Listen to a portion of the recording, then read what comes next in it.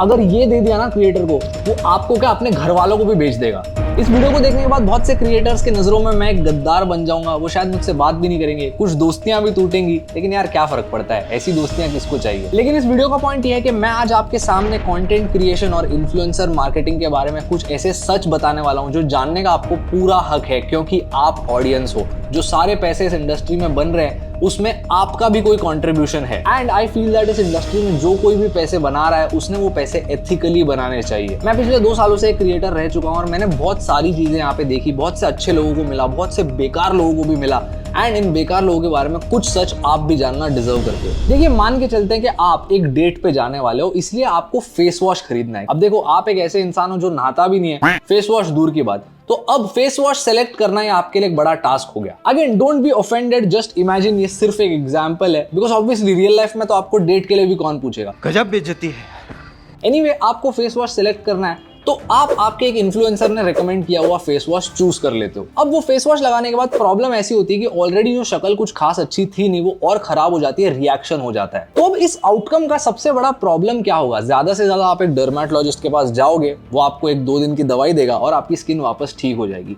Same चीज hair care, skin care, किसी भी प्रोडक्ट की हम बात करें तो जो डैमेज आपको होता है एज अ कंज्यूमर बिकॉज एक इन्फ्लुएंसर ने आपको गलत रिकमेंडेशन दिया, ये डैमेज बहुत कम होता है। यहाँ पर एक गलत प्रोडक्ट यूज करना आपकी जिंदगी को ऑल्टर नहीं करेगा, लेकिन डायनामिक्स जो होते हैं ना, वो फाइनेंस और एजुकेशन और फिटनेस वाली स्पेस में बहुत ही ज्यादा बदल जाते हैं। अगर एक फाइनेंस इन्फ्लुएंसर आपको एक ऐसे प्रोडक्ट के बारे में बताता है जो आपके लिए बिल्कुल सूटेबल नहीं है और आप अपने जिंदगी के सेविंग्स उस प्रोडक्ट में इन्वेस्ट करते हो, तो लिटरली आपके फ्यूचर के लिए खतरा हो सकता है। अगर आप एक फिटनेस इन्फ्लुएंसर की बात सुन के एक ऐसे प्रोडक्ट को यूज करते हो जो आपके बॉडी को सूट नहीं करता, आपको हेल्थ प्रॉब्लम्स हो सकती है। यही सेम चीज एजुकेशन में भी अप्लाई होती है। तो अब यहाँ पर सबसे बड़ा सवाल ये आता है कि एक आइडियल इन्फ्लुएंसर वैल्यू कैसे क्रिएट करता है, और जो 99% इन्फ्लुएंसर्स है वो आपसे झूठ बोल रहे हैं तो कैसे बोल रहे हैं। A to Z समझाऊंगा, पोल भी खोलूंगा, बात सुनना। देखिए, आज के जमाने में अगर कोई करेंसी है तो वो है एक इंसान का अटेंशन स्पैन। अगर आप अच्छा कंटेंट बनाते हो तो आपके पास लोगों का अटेंशन स्पैन आ जाएगा, और अगर आपके पास बहुत से लोगों का अटेंशन स्पैन आ जाता है तो कुछ ऐसे लोग होंगे जो आपको उस अटेंशन स्पैन के लिए पैसे भी देंगे। This is business. सरल भाषा में अगर मैं एक बहुत ही ईमानदार और ट्रांसपेरेंट फिटनेस क्रिएटर हूं तो there is a high chance that मेरी ऑडियंस मुझे सीरियसली लेगी। और जब ब्रांड्स को पता चलता है कि मेरे पास एक बड़ी ऑडियंस है जो मुझे सीरियसली भी लेती है, तो वो मुझे पैसे देंगे उनके प्रोडक्ट्स को एडवर्टाइज करने। और इसमें कोई गलत चीज नहीं है। As an education and finance related creator मैंने भी ये मल्टीपल टाइम्स किया है, लेकिन this becomes a huge problem अगर ऐसी चीजें होने लग गई। सबसे पहला, व्हाट इफ मैं अपने चैनल पे आता हूं, एक प्रोडक्ट की मल्टीपल टाइम्स वाह करता हूं, लेकिन मैं खुद वो प्रोडक्ट यूज ही नहीं करता। देखिए, पर्सनली एज अ क्रिएटर मुझे लगता है कि एटलीस्ट 90% प्रोडक्ट्स जो आप प्रमोट करते हो आपने खुद यूज करने चाहिए। अगर वो प्रोडक्ट आपके लिए सूटेबल नहीं है तो आपने एटलीस्ट अच्छे से रिसर्च करनी चाहिए कि उस प्रोडक्ट में कोई अच्छी चीज है या नहीं, एंड मोर इंपॉर्टेंटली वो प्रोडक्ट आपके ऑडियंस के लिए सूटेबल है या नहीं, और उससे उनको कोई प्रॉब्लम्स होगी या नहीं। तो फेस वॉश वाली एग्जांपल तो छोड़ो, चलो अब एक नेगेटिव एग्जांपल देता हूं। मान के चलो मैंने आपसे कहा कि यार ये इंश्योरेंस पॉलिसी बहुत बढ़िया है, जाके ये खरीद लो, ऐसी लाइफ इंश्योरेंस पॉलिसी आपको कहीं भी नहीं मिलेगी। लेकिन उस लाइफ इंश्योरेंस पॉलिसी में टर्म्स एंड कंडीशंस बहुत बेकार है, आपके फेवर में कोई चीज नहीं है, एंड शायद वो पॉलिसी आपके लिए सूटेबल भी नहीं है, एंड गॉड फॉरबिड आपकी डेथ हो जाती है, और जब आपकी फैमिली उस इंश्योरेंस पॉलिसी को क्लेम करने जाती है तो उनको 1 रुपया भी नहीं मिलता। इन दिस सिचुएशन आपको ऐसा नहीं लगता कि आपकी फैमिली जो कोई प्रॉब्लम के थ्रू गुजरेगी वो इनडायरेक्टली मेरी वजह से हुई है, सिंपली बिकॉज मैंने ये कंसिडर ही नहीं किया कि आपके लिए वो प्रोडक्ट सूटेबल है या नहीं, ना कि मैंने उस प्रोडक्ट पे कोई ढंग की रिसर्च की। मुझे सिर्फ उस कंपनी से पैसे मिले तो मैंने वीडियो बना दिया। आप सुन के हैरान हो जाओगे कि कितने ऐसे नालायक क्रिएटर्स हैं जो ये डेली बेसिस पे करते हैं। ऑब्वियसली मैं नाम नहीं ले सकता, लेकिन आपको कुछ बिजनेस की एग्जांपल देता हूं। आपने रिसेंट टाइम्स में Octa FX, Olymp Trade, XM, इन कंपनीज के बहुत सारे ब्रांड एंडोर्समेंट्स देखे होंगे क्रिएटर्स के पेज पे। अब what if I told you that ये सारे जो प्रोडक्ट्स है along with 30 other brands are on an alert list by RBI। मतलब यार, इन्फ्लुएंसर एक तरफ आके आपको बोल रहा है कि यार सेफ है, लीगल है, पूरी तरह कोई टेंशन नहीं, आप यूज कर लो, और दूसरी तरफ RBI ने इनको एक अलर्ट लिस्ट पे डाल दिया है। ये चीज ना वो इन्फ्लुएंसर आपको नहीं बताएगा। चलो अब आपको बताता हूं कि इन सारे प्रोडक्ट्स का नेचर भी क्या होता है। देखिए, ये सारे आपको बोलेंगे कि हम एक फॉरेक्स ट्रेडिंग प्लेटफॉर्म है या फिर हम एक CFD ट्रेडिंग प्लेटफॉर्म है।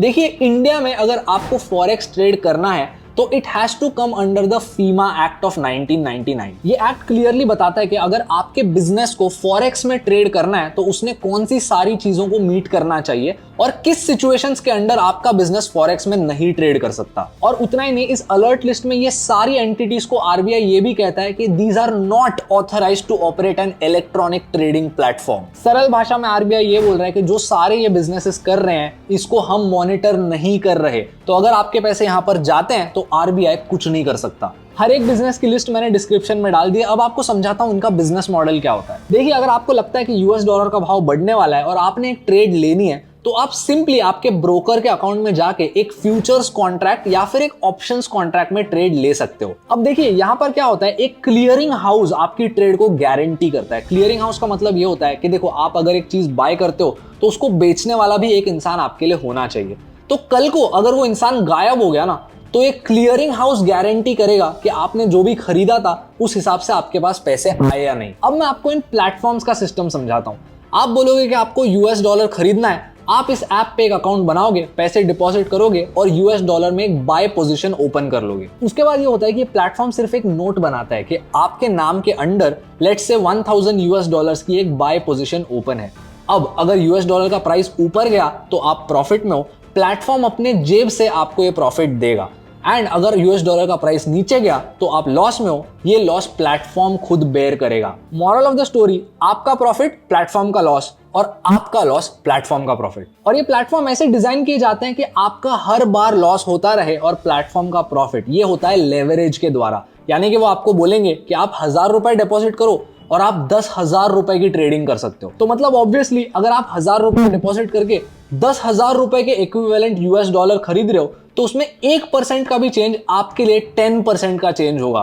तो मतलब अगर आपके लॉसेस हुए तो वो बहुत बड़े होंगे। दूसरी एक एग्जांपल देता हूं, ये तो और भी शॉकिंग है। देखो, एक ही चीज है जो मुझे समझ नहीं आती।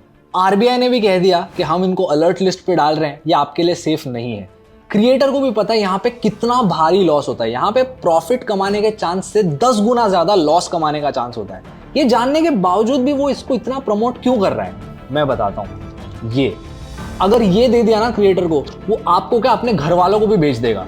और अब आपको दूसरी एग्जांपल देता हूं जो सुन के आप पागल हो जाओगे। आपको पता होगा रिसेंट टाइम्स में इंडिया के एक बहुत ही बड़े बिजनेस के साथ एक बहुत बड़ी कंट्रोवर्सी हो गई। ऑब्वियसली मैं इस बिजनेस का नाम नहीं ले सकता क्योंकि अगर मैंने वो किया तो मेरे घर की बिजली काट देगा और मुझे अपने PS5 से बहुत प्यार है। लेकिन इस कंट्रोवर्सी के तुरंत बाद 2 से 3 दिनों के अंदर ही बहुत से ऐसे क्रिएटर्स थे जिन्होंने ऐसे वीडियोस निकाले जहां पर वो इस बिजनेस की तारीफ कर रहे थे।